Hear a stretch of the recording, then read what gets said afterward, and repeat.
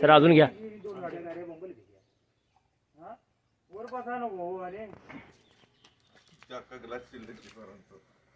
मी काय म्हणतो एक वायर मनीचा केला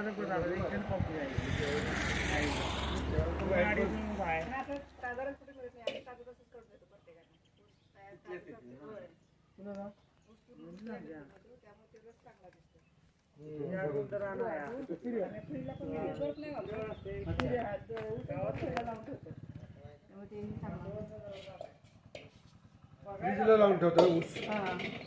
बरं तू वापरायची गरज आहे ना मग थंड होतं.